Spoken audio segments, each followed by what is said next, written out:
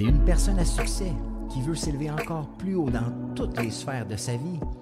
Tu veux trouver l'équilibre en dépassant tes objectifs financiers, de carrière et personnels. Chaque épisode va te donner des trucs concrets basés sur la science pour aller chercher la vie que tu désires.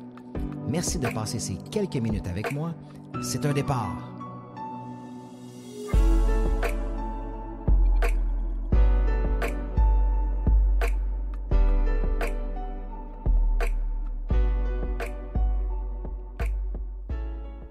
Hey, salut tout le monde, bienvenue dans un autre épisode du podcast d'Ordinaire à Exceptionnel.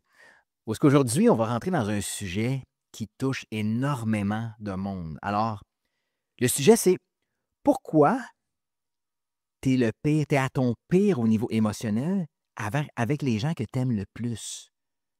OK? Pourquoi ton cerveau transforme tes proches en punching bag émotionnel? Est-ce que tu as déjà noté que tu peux être ultra patient avec un client qui est difficile, OK? Tu es hyper courtois avec la serveuse qui t'amène un plat froid ou que le service a été super mauvais au restaurant, OK? Tu es capable de garder ton sang-froid dans un meeting de job où est-ce que tout est tout croche. Mais quand ta blonde ou ton chum ou quand tes enfants te posent une simple question, là, tu réponds super bête, super sec. Ton chum oublie de sortir les vidanges, puis là tu es en train de virer complètement dingue. Ou ton ado te dit une phrase de travers, puis là, tu claques la porte. Est-ce que tu vois de quoi je parle? Parce que je suis passé par là. Je suis passé par là. Alors pourquoi on agit de même? Pourtant, c'est les gens qu'on aime le plus. C'est pas ironique un peu qu'on explose avec les gens qu'on dit aimer le plus? Puis là, on se dit, tabarouette, il y a quelque chose qui ne marche pas avec moi, je suis fucké ben raide. Mais c'est pas toi le problème. C'est ta biologie émotionnelle qui parle. Ton cerveau, il pète pas une coche parce qu'il déteste la personne. Il pète une coche parce qu'il se sent en sécurité avec la personne. Puis là, je vais tout t'expliquer ça en détail. Donc, quand tu es dans un appel de vente avec un client VIP ou quand tu es dans une situation professionnelle importante, tu contrôles tout. Et ton langage est propre, ton ton est posé, chaque mot est filtré. Pourquoi? Parce que ton cerveau, il est en mode vigilance sociale. Et tu dois faire attention à ton image. Ton cortex préfrontal, celui qui gère la logique, il est allumé au maximum. Mais quand tu rentres chez toi, puis ta blonde ou ton chum te dit « Hey, t'as oublié le lait », bam! Ton cortex préfrontal baisse la garde, puis c'est ton système limbique, ton inconscient qui embarque, qui prend le contrôle. Puis là, ce qui sort, c'est ta version brute, ta version originale, ta version toi-même, qui est sur le pilote automatique depuis des années et des années. Fait que la neuroréalité de tout ça, là, c'est que ton cerveau envoie le signal que, OK, je rentre à la maison, ici, c'est sécuritaire. Donc, tu retires ton masque social, puis tu laisses sortir ton chaos intérieur. Tout ce que tu portes en dedans de blessures, de traumas, de tout ce qui est négatif en dedans de toi, tu le portes, c'est là que ça explose sur les gens que tu aimes le plus. Fait que t'as-tu déjà vu, par exemple, je te donne un exemple, un entrepreneur de 38 ans, là, il fait 200 000 par année ou par mois même de revenus. Là. Il gère 12 employés, puis il est tellement calme en meeting. Puis quand il arrive à la maison, bien, sa blonde, il parle, puis lui, il est zéro attentionné. OK, il regarde d'autres choses. Puis là, sa blonde se fâche. Elle dit « Hey, tu pourrais me regarder quand tu me parles, quand je te parle? » Puis là, il explose. Puis après ça, 30 secondes après, ben il regrette. Il vit dans la culpabilité, la honte d'avoir pété sa coche avec sa conjointe ou ses enfants. Donc, tu ne cries pas parce que tu es une mauvaise personne. Tu n'as pas pété ta coche parce que tu es une mauvaise personne. C'est parce que tu as baissé ta garde. Tes patterns sont revenus. Donc, quand on est dans une situation sociale où est-ce qu'on doit faire attention, notre cortex préfrontal s'allume, on fait très attention, c'est là qu'on bloque nos patterns, on fait attention à nos patterns négatifs. C'est la même chose en début de relation, quand tu rencontres quelqu'un, tu fais super attention, donc les patterns ne sortent pas, mais ils finissent par sortir éventuellement. Il y a aussi le phénomène que tu ne dois pas oublier, les micro-irritations accumulées. OK? C'est quoi ça, les micro-irritations accumulées? C'est que chaque petit détail que tu ignores dans une relation, bien, il ne disparaît pas. Que ce soit une relation avec tes enfants, avec ta conjointe, ton conjoint, ton cerveau va stocker dans ton amygdale, la partie qui gère les émotions, les peurs et tout ça, ton cerveau va stocker dans ton amygdale toutes les micro-irritations que tu vas avoir eues depuis des années. Un regard, un commentaire, une habitude qui t'énerve. Puis à chaque fois, tu te dis, ah, c'est pas grave, là. Mais ton cerveau, lui, il l'enregistre. Exemple, ton conjoint laisse ses vêtements traîner sur la chaise. Tu dis rien, mais check. Dans ton amygdale, ça s'accumule. OK? Tu parles à ta blonde, puis elle est en train de scroller sur le sel, puis elle ne te répond pas. Check. Tu dis rien sur le coup, ça s'accumule. Ton ado, il dit, ah, Pat, ou maman, t'es jamais là pour moi, t'es jamais occupé. Là, tu rouspètes un peu, mais tu n'adresses pas la situation. Check, ça s'accumule. Toutes ces micro-irritations-là, ces reproches-là s'accumulent, s'accumulent, s'accumulent. Là, il y a un soir, un membre de ta famille te demande tout simplement, « Hey, t'as-tu pensé au souper? Qu'est-ce qu'on mange à soir? » Puis là, bang, tu pètes une coche solide.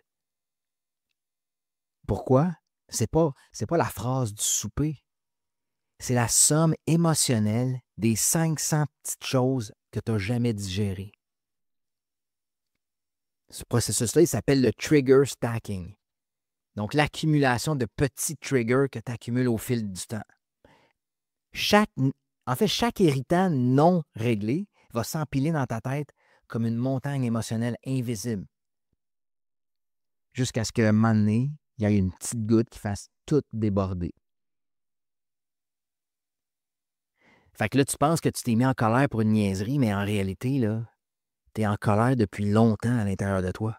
Tu as développé des patterns à l'intérieur de toi de colère, mais tu n'as jamais exprimé tes besoins ou tu n'as jamais réglé chaque micro-irritation.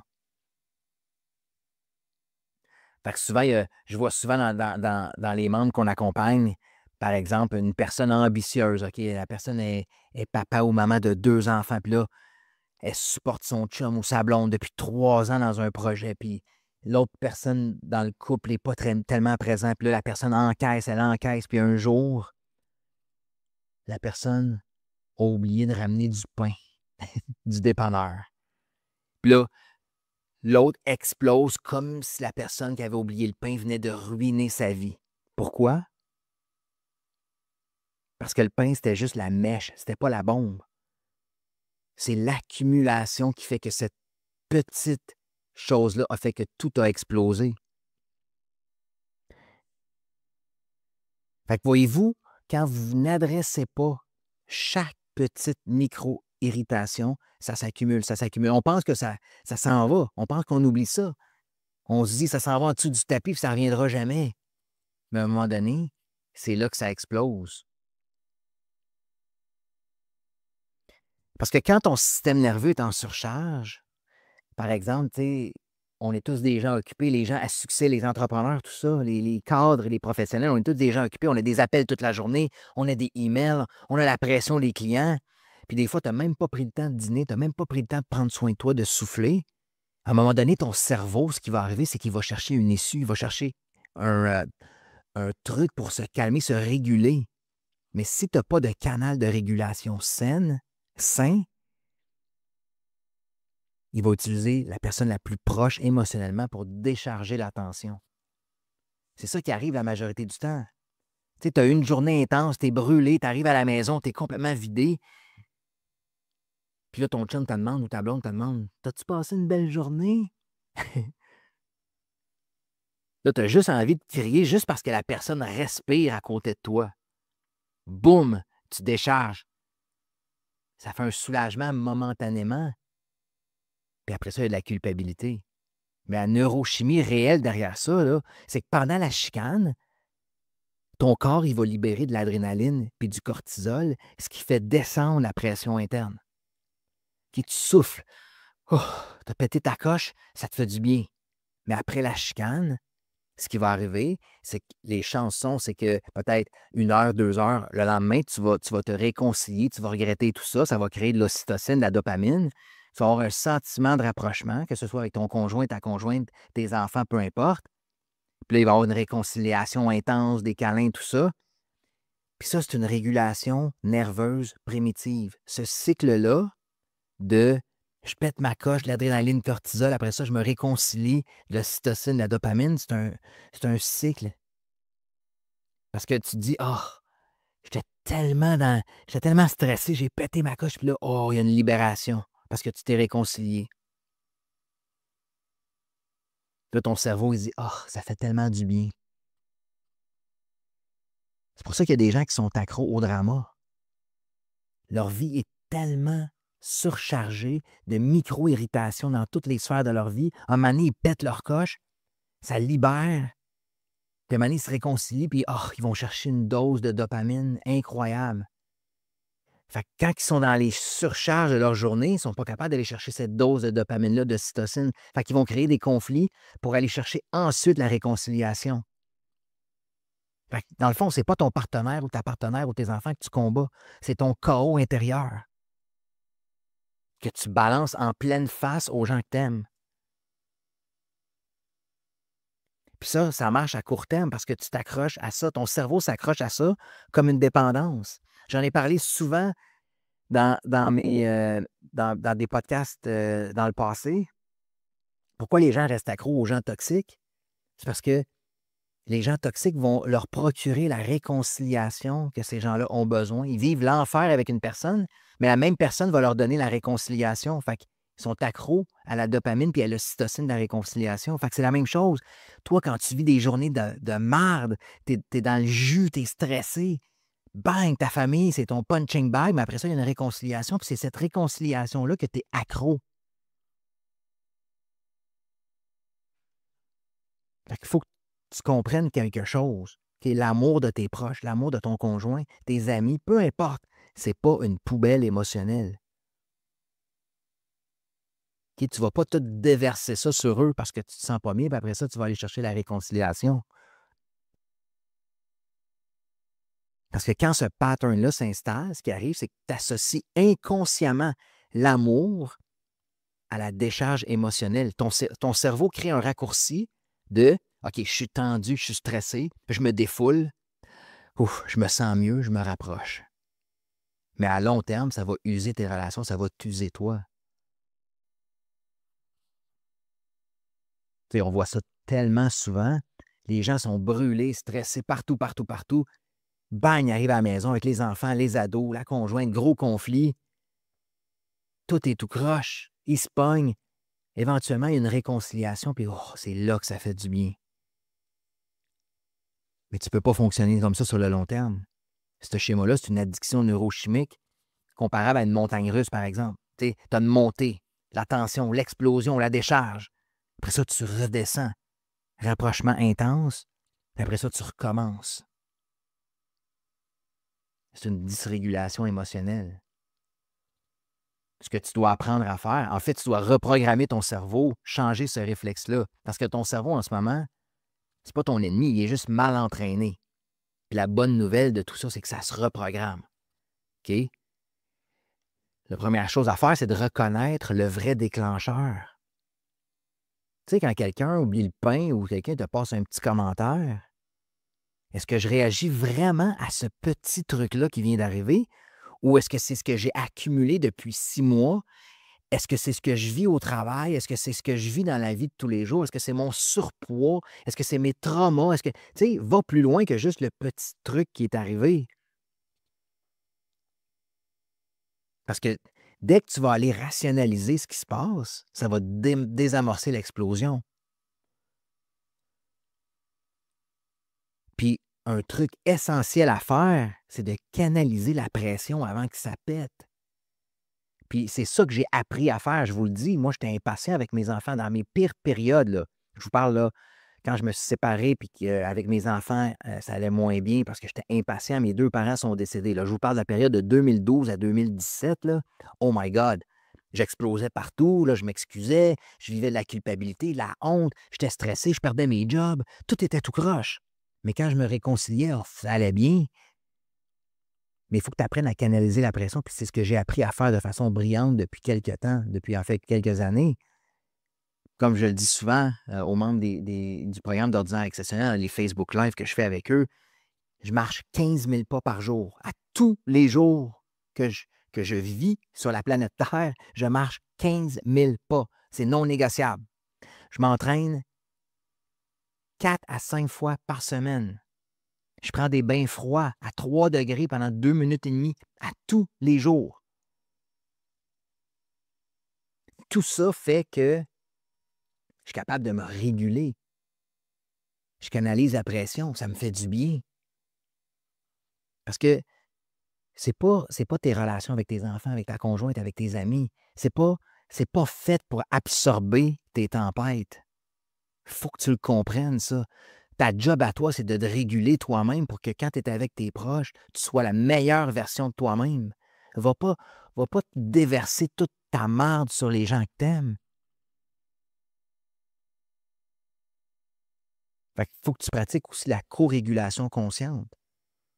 Au lieu de dumper ton stress sur le monde, apprends à communiquer. OK, tu dis, écoute, là, ça marche pas, je file pas. Je suis stressé.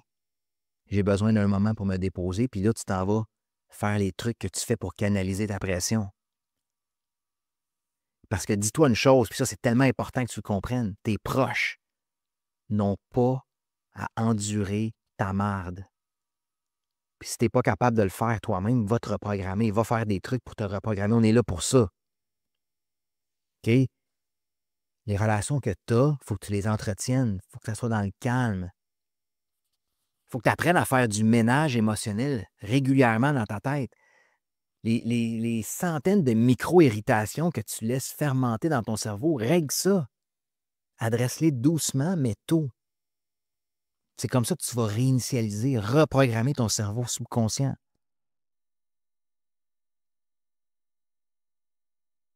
Parce que les personnes après qui tu cries, après qui tu pètes des coches, c'est souvent ceux qui te supportent le plus. C'est ceux qui t'aiment le plus. Ils n'ont pas mérité ces tempêtes-là que tu leur fais vivre. Il faut que tu apprennes à aller réguler ton cerveau, à aller régler tes traumas, tes blessures. En reprogrammant ton cerveau, en le calmant, en apprenant à le contrôler. Fait que, tu sais, dans le fond, les gens, ils pensent que c'est ma colère qui a détruit ma relation. C'est pas ta colère, c'est ton inconscience émotionnelle. Puis le jour où tu maîtrises ça, tu deviens un pilier dans la vie des gens et non une bombe à retardement. Donc, j'espère que ça t'a aidé. J'espère que ça t'a fait prendre conscience de ce que tu dois maintenant travailler. Puis, si tu veux reprogrammer ton cerveau, travailler en profondeur là-dedans, tu peux prendre un appel avec nous. On va être capable de t'aider à te donner des outils pour vraiment changer ça puis reprendre le contrôle de toi-même. Fait que j'espère que l'épisode t'a plu. Sinon, on se revoit dans un autre épisode du podcast d'Ordinaire à Exceptionnel. Fait qu'on lâche pas, gang, puis on se revoit bientôt. Ciao!